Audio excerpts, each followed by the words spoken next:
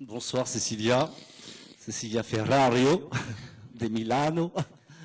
Ce soir Cecilia, tu as décidé de te présenter d'une certaine façon, c'est-à-dire de rentrer directement dans le vif du sujet en donnant quelques sujets parmi vous que vous allez tirer et sur lesquels elle va improviser.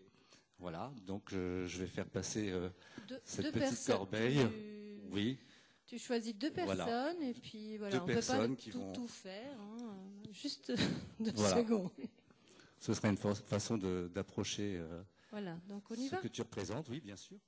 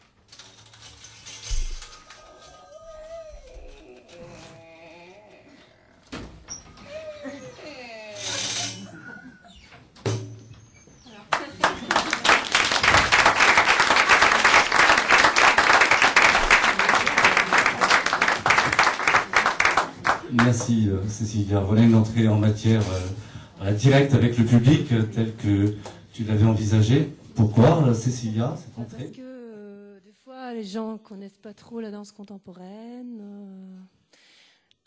Tu veux dire par là qu'ils sont plus dans l'idée reçue, c'est-à-dire qu'ils sont sur une base classique en règle générale?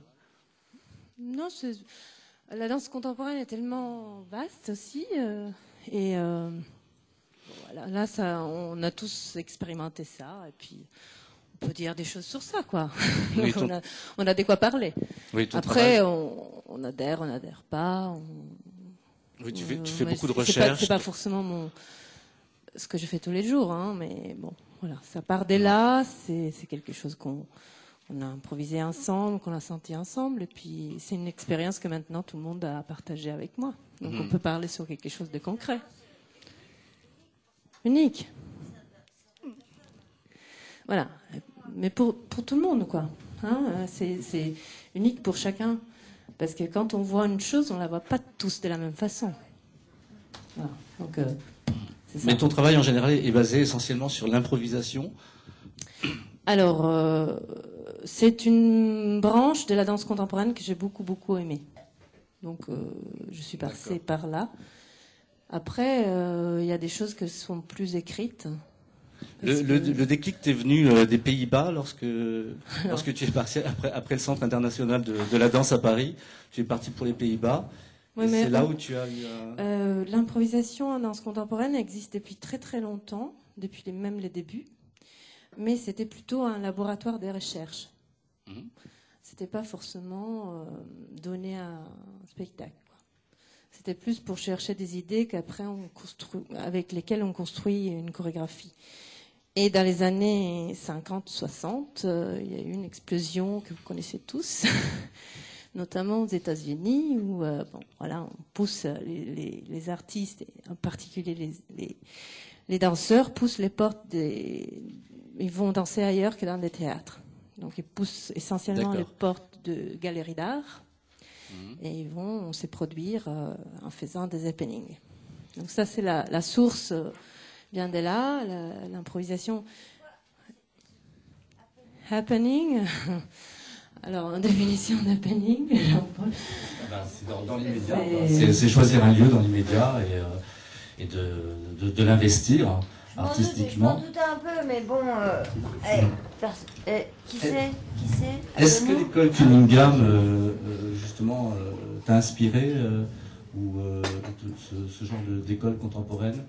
Maggie Marin, Cunningham... non, moi je viens d'Europe, d'abord. Donc, tu parlais des États-Unis, non, mais non, le début, c'est l'inspiration, c'est Mary Wigman, c'est l'école d'Europe, allemande à l'origine de la danse expressionniste, qu'on appelle la danse expressionniste allemande, et qui était donc en Allemagne avant la Deuxième Guerre mondiale. Donc ça a beaucoup laissé des traces en Europe. Et c'est par rapport à cette école-là que j'ai été formée au départ. Ensuite, j'ai